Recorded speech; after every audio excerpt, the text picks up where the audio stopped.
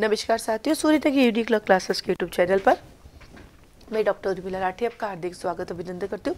अब मेरे पीछे बोर्ड देख रहे होंगे, कुछ दिखाई दे रहा है इसमें। बिल्कुल हम बात कर रहे हैं यहाँ पे आईपीसी सेक्शन नंबर 498 ए की, जो अब आपका बीएनएस भारतीय न्याय संहिता सेक्शन 85-86 हो गया, क्रूरल्टी।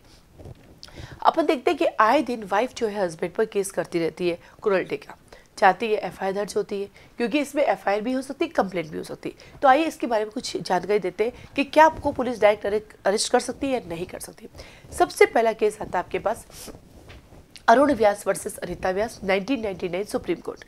क्रूरल्टी एक कंटिन्यूस चलने वाला ऑफेंस है, और जब भी कंटिन्यूस चलने वाला ऑफेंस है तो इसका लिमिटेशन पीरियड भी कंटिन्यूस चलता रहता है। पहली बार क्रूरल्टी हुई उस दिन से काउंट ना होकर लास्ट टाइम जो क्रूरल्टी हुई उस दिन से भी आप सूट इंस्टीट्यूट कर सकते हैं, एफआईआर दर्ज कर सकते हैं। तो ये एक निरंतर चलने वाला अपराध है। इसका मतलब हुआ कि इसके अंदर जो है आपको क्या फायदा है, आप इसका केस कभी भी कर सकते हैं।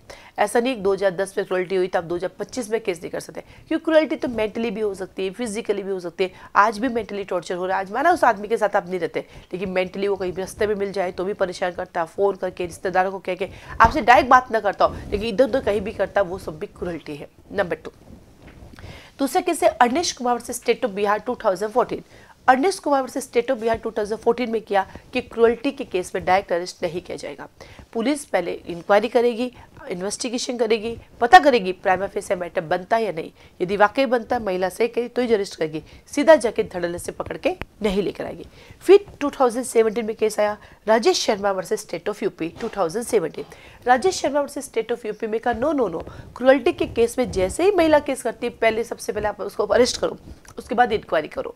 यानी इस केस में कोर्ट ने सख्ती की, क्योंकि क्रूरल्टी के केस इतने बढ़ गए कि किसी को फर्क नहीं पड़ा पुरुषों को। तो कोर्ट को लगा अच्छा इनको सुधारने के लिए काम करते हैं, इनको डायरेक्ट अरेस्ट कराओ, तो एक डर से लोग काम करना और क्रूरल्टी करना बंद करेंगे।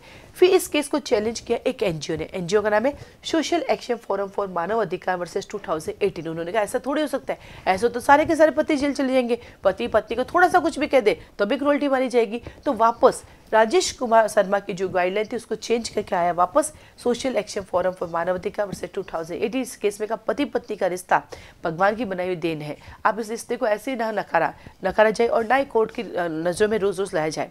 इस केस में गाइडलाइन पास की गई थी कि क्रूरल्टी के मैटर में कब एफआईआर दर्ज की जाएगी, कब कंप्लेंट फाइल की जाएगी, कब पति को अरेस्ट करेंगे। और इसका भी कंक्लूजन है कि जब भी कभी पत्नी पति के खिलाफ क्रूरल्टी का केस करती है तो डायरेक्ट पुलिस अरेस्ट नहीं करेगी, पहले पुलिस इंक्वायरी करेगी, सेटिस्फाइड होगी कि वाकई क्रूरल्टी की। क्योंकि आज के दिन की बात करूं तो 90% केसेस झूठे होते हैं। तो पुरुष लोग आप चिंता ना करें, आपके पास एक हथियार है, लेकिन ये भी ध्यान रखना अगर आपने क्रूरल्टी की, अड़ोसी पड़ोसी रिश्तेदारों से प्रूफ हो जाता है कि आपने क्रूरल्टी की, तो आपको पुलिस बिना वारंट के अरेस्ट करके लेके जा सकती है। बट हाँ ये बात सही है, एफआईआर दर्ज होते ही आपको अरेस्ट नहीं किया जाएगा। ठीक है, तो ऐसे ही बने रहे हमारे चैनल के साथ। हम लोग ऐसे ही आपको हर एक टॉपिक पे केसेस लाके देते रहेंगे जो कि आपके कहीं ना कहीं काम आएंगे। इस जुडिशरी एस्पिरेंट के लिए भी काम आएंगे, और जो आम जनता है जिनको रहे कि अरेस्ट हो सकता नहीं, उनके लिए भी काम आएगा। आप सबको ऑल द बेस्ट।